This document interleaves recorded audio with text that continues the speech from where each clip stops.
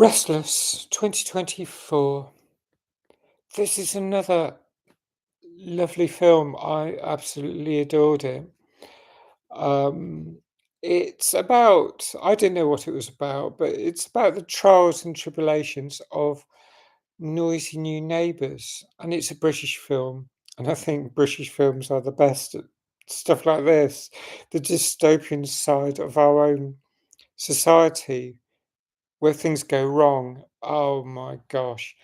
Um, so it stars Lindsay Marshall. I'm not familiar with her. I'm not familiar with any of the characters in this film, but I thought they did a grand job, a really good job. So Lindsay Marshall stars as Nikki. First moment we meet her, it's very dramatic. She's out of breath. She's in a car. I didn't know I'd like her or not. I thought, what's happened? She's out of breath. She's getting her breath back, and it appears she's digging a hole in the ground. Might it be murder? Could it be something very serious? Don't know. Could be very scary. So, what has happened? Um, why is she in such a panic? Well, we go back 1 week, just 1 week, 1 week. Um, now, she's at home and she's suddenly finds that the there are people moving into next door house, and that's where we get to know early on that's where her late parents lived, and they didn't survive very. It's like her mum died, and then her father got heartbroken and died soon after. I can imagine that happens an awful lot. And so start to build up some sympathy for her, and especially there's certain things about her that I really like, and there's some things that are different about her. But gosh, there's so much sympathy for the protagonist in this film because Aston Macaulay is the actor who plays Dino, who moves in next door, and he's a young man in his 20s, and he's a bit of a wild card. He's a bit of a lad, early 20s. I mean, he reminds me a bit of uh, the character in Filth, the Scottish film. 2015, no, it might be earlier. Won't say the year because I can't remember. But James McAvoy, I thought James McAvoy could play Dino, but Aston Macaulay does a damn fine job of playing him, and he's that kind of young lad, pretty macho in many ways. He just wants to have a laugh during his spare time. I mean, he grafts, he says, but a lot of the time in the evening, and because he's in his 20s, doesn't need much sleep. He has these massive parties. He's just out there throwing shapes in his place. You see the living room light is flashing there whilst Nikki, Lindsay Marshall's character, she's playing classical music, but she can hear this music. Oh my gosh. And I like club music. I love a lot of the music all the way through that I've grown up with 70s, 80s, 90s, noughties. I'd even like, say, 60s, 50s music, early music. I like all generations of music. I like um, so much about music, including a lot of classical music. I love the final closing song in this film. Uh, but Nikki likes her classical music. She likes her peace and quiet. She likes making cakes, but she works as a nurse. She cannot sleep. oh my gosh, I felt so much for her because she's trying to get to sleep and there's this vibrating bed. Everything's vibrating. The glass of water on her table vibrates. She can't sleep and she tries every possibility in the book. She tries everything legit.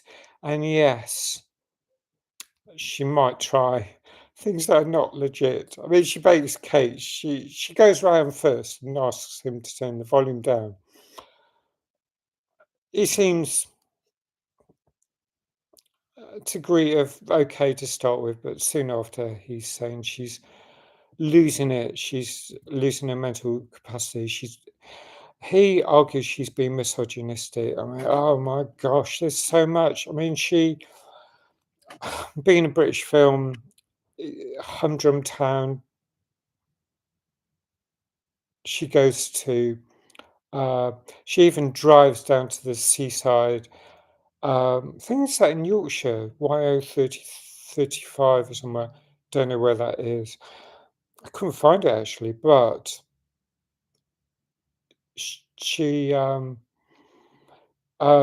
she sleeps on the beach until she gets woken up by a traffic warden who turns out to be someone she knows, who says, "Oh, it's £50 fine if you're parked there after 7 in the morning," and she is now. And so he's a friend, and he says, "Oh, don't worry about it." And then he slaps a uh, penalty charge notice on the car anyway. Oh gosh.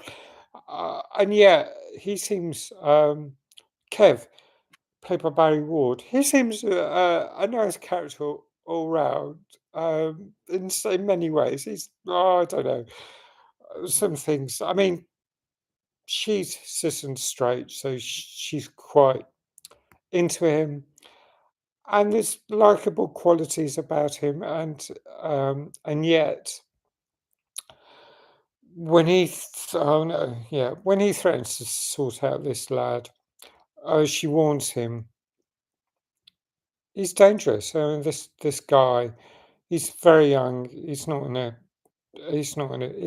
to be really aggressive. I mean, um, the thing is, she wants to live in peace. She's just, oh yeah, I'll say something else about the car on the beach scene because it's all about dogging. Which is such a thing, comes up in British comedies a lot, and I love it. And it's like, I think Americans don't know, or I don't think dogging is not the expression in America, but maybe it is, dogging in laybys. If you're American, leave a comment, please, because I'd like to know. I could find out of my friends, but um, sh- all Nikki is most of the time, apart from her punishing shifts as a nurse in a understaffed, all the usual things. All she wants at home is to listen to her classical music, to look after her cat, and cake making.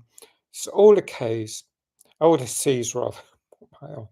Um, and she makes a cake for um, Dino. Oh my gosh, there's a bit of a joke there. I'm not going to say much more because after doing everything by the book, she starts bending the rules herself. And um, gosh, I'm just so grateful. I get on with my neighbours, but you know how awful it must be if the vibrations wake you up. I mean, even when she gets headphones.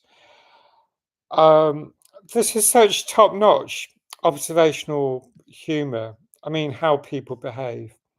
Um, and I won't explain what happens at the end, but I just loved the deliciousness of how it all turned out. I mean, there is one small, not small tragedy. Oh, tragedy, a tragedy of sorts, um, that makes her furious.